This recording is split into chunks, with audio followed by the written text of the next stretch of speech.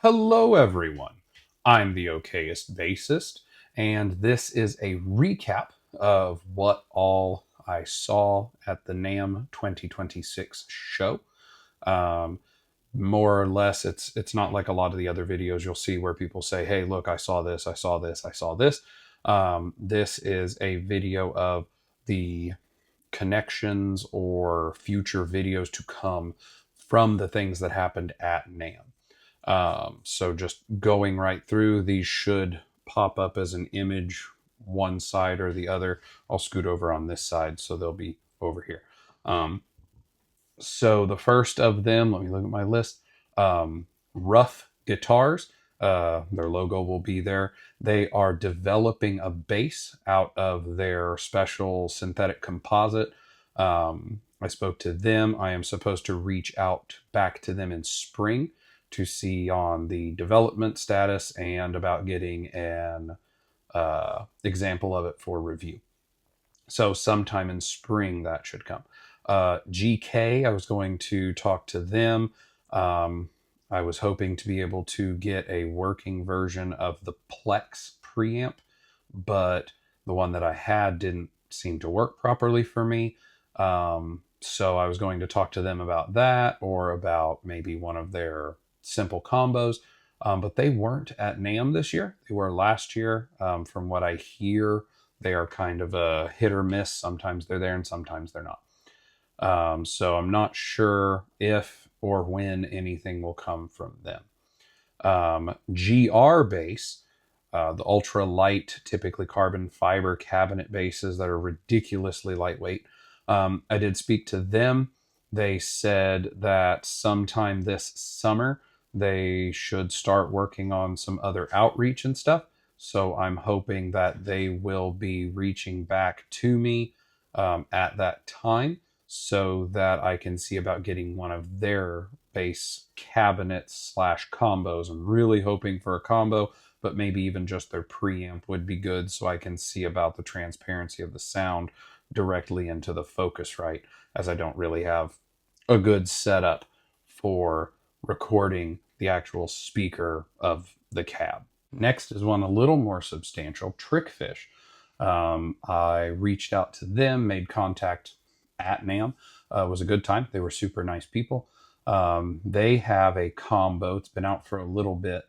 250-watt combo, has their Bullhead Mini amp in it, and from there has the single, I believe it's a 10-inch cab, and then it's extendable to another 10 to add a total of 500 watts.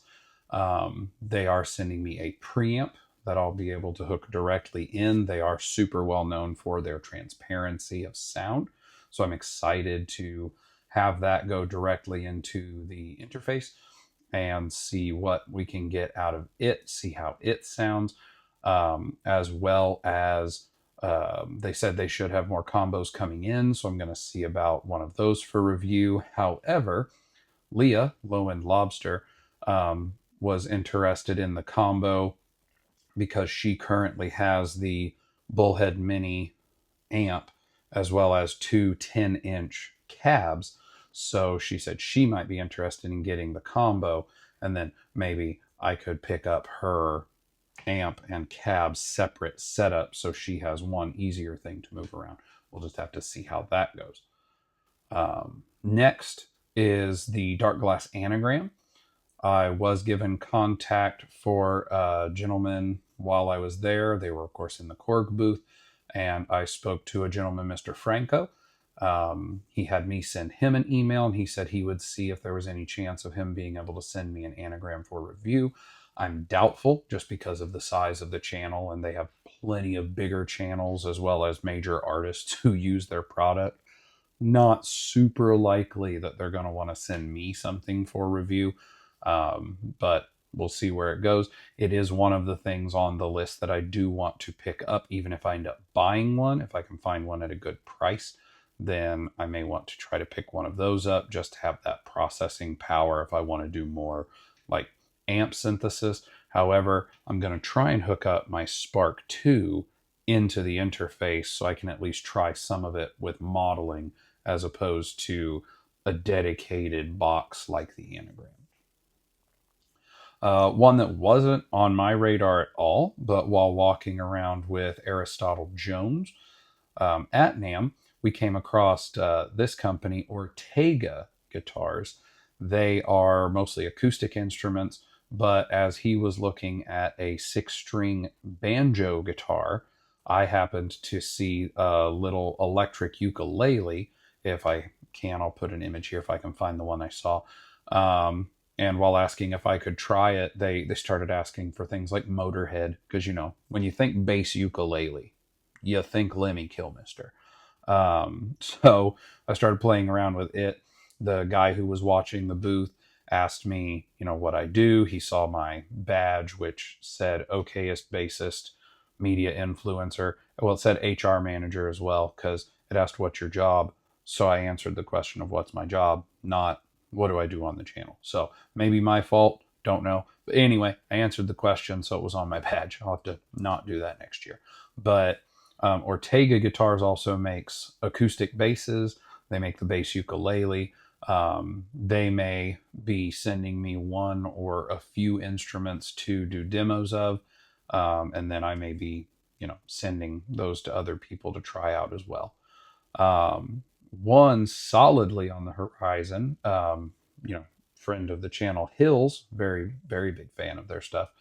Ron Deneau, their exclusive US distributor, is supposed to be sending me between 1 and 3 instruments. So one is a 5-string multi-scale similar to this one. However, it has a humbucker in the bridge and a single coil at the neck. So that will be something a little bit different. It's in a super cool, like color shift purple, blue, green situation. So that'll be neat. I might also be getting their 4-string short scale. That was discussed when I got this one. However, I wanted the 5-string multi-scale headless more than the 4-string short scale headless. So we'll see how that goes. There might also be an 8-string guitar coming in. It does really low end, so hey, why not? I play guitar too. That could be a lot of fun. And then also, Ron is the US distributor for Dr. Case, and I might be getting one of their double bass cases, not for a double bass upright, but double bass, 2 individual basses, a case to fit those, kind of like this Enki. If I can do this really big one, it fits 2. Technically, you can fit 3, but it's not supposed to, but you can. This Doctor case is a lot smaller. It's called the Axe Wheel model. You can look up the guitar one on their website right now. I guess they just debuted the bass one. So he's supposed to be trying to see if he can get the basses sent in that case. And then those are going to make a pretty big round of everybody in the little bass group that I have, to get a bunch of people some content and a bunch of opinions and multiple directions of how we look at the instruments. I'm the headless multi-scale guy, who likes passive. They have passive. The short scale's only in passive, so that's awesome. So that should be a lot of fun. Another one that not on my radar at all, but I was walking by, saw a really nice looking guy. We made eye contact. I'm from the Midwest, so of course that means you walk up, you say hello, you shake the person's hand, you ask them how they're doing, and you talk to them for anywhere from 2 minutes to a couple hours. This gentleman is the owner operator of L Guitars, and he has like this patent pending pickup design that has, the best I can understand it, an extra coiling thing that helps to cancel out like the 60 cycle hum or general hum from a single coil pickup. You can check out his website and stuff. I'm going to try and put a link to all of these in the description if I remember. But his stuff looked really cool. I thought he just did guitar stuff because all I saw was like single coil Strat pickups. And then as I was walking away, I noticed one of his displays had P pickups. So I thought, oh, cool, he also does bass. And then when I mentioned I saw the bass pickups, he pointed and said, I have a bass right there with my pickup in it. He has a person who CNCs / luthiers all of his guitars that he puts his stuff in. but he does sell his stuff separately for retrofit. He has a bunch of other stuff on it too. Definitely check out his website if you play guitar as well, because he has like trim system patents and all sorts of crazy stuff that went way over my head.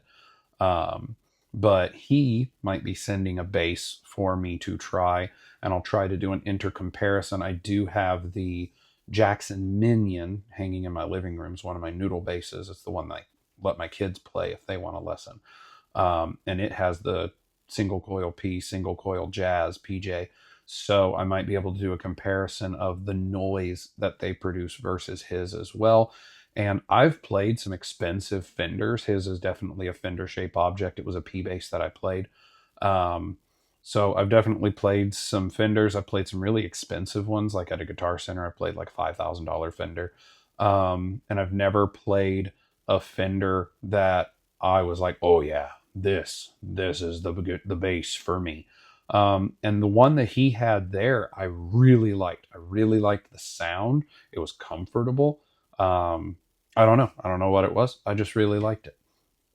So that's on L Guitar. And then Close, again, other friend of the channel, was talking to them, both Adam, the owner, as well as their media guy.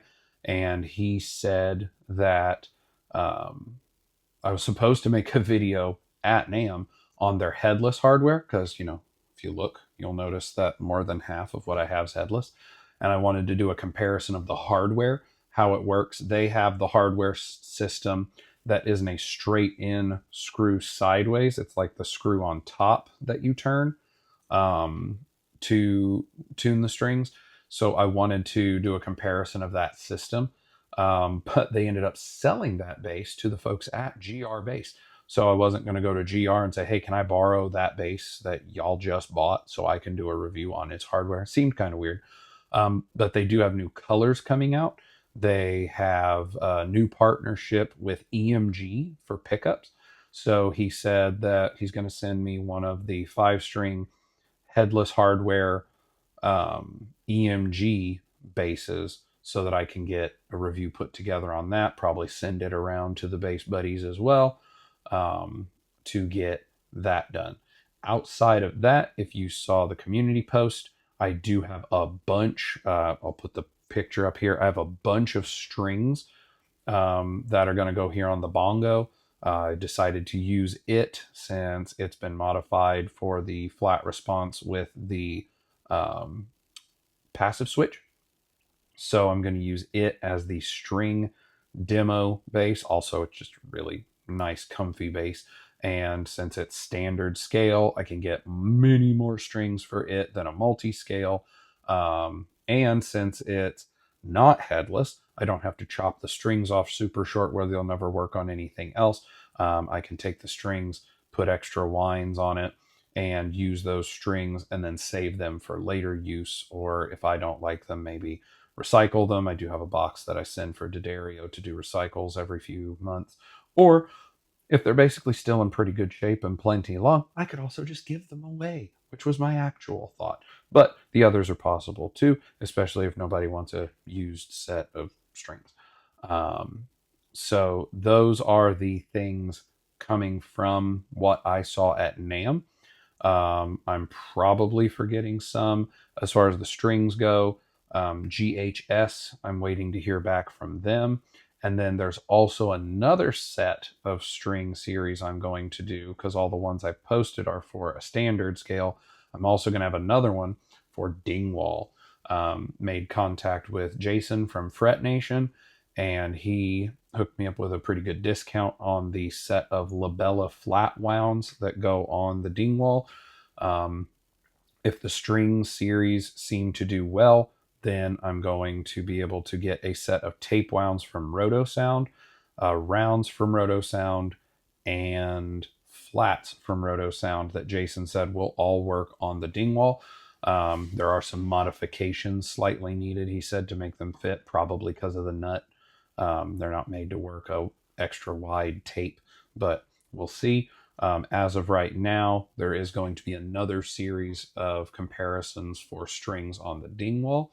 And if you're watching this, please throw in the comment or a direct message. I don't care. Someone, somewhere, preferably more than one, give me some feedback, because as of right now, all of these strings going on the bongo or the ding wall for what I typically do is 2 to 2.5 minutes worth of the same licks in repeat.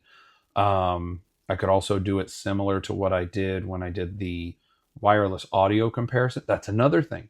Swift Audio are going to send me some wireless systems, maybe even some IEMs to test. So that's another one I forgot. Um, but anyway, on the string comparisons, let me know. Would you rather that I go through and do what I typically do and then just have like the strings listed? Should I do it like the bass comparisons where it's 4 at a time so that it's still an approximately 10-minute video? Should I do one massive video that's going to cover all of the strings, which as of right now is going to be something in the vicinity of 10 to 14 sets of strings? So you're going to be an hour. That might be, I mean, maybe not quite an hour, but still going to be a lot. Um, or should I break them up and maybe in one day have multiple short videos that come out with one at a time and then kick them all into a playlist so you can pick which one you want rather than having to use, like, I don't know how to do the chapter time card thing, for here's the list of which ones at what. I could do a list of here's what's at what time frame, but either way, please let me know how you would like to see those string videos done. It will take a few months for those to get completed because I'm still waiting for some strings, and I don't want to just spend an entire day taking strings, restringing, because each one I'm going to want to do a general setup because of tension differences. So I don't want to spend like an entire 4 6 hour day recording the same thing over and over and over. But I also don't want to do like, here's a string, and then 2 3 weeks later, here's another string. 2 3 weeks later, here's another. I don't want the whole channel to just fill up with once a month a new 3 minute video. So let me know. Currently leaning towards one day, multiple short videos just show up. That way I can add to that playlist as time goes on, while still being able to add them all to a playlist where they'd all be together. But then if I get new strings to try out, it's not going to throw off the flow too badly. So please let me know. As always, thanks for stopping by. Thanks for watching. Look forward to what we have coming. Hope you have a day as awesome as you are.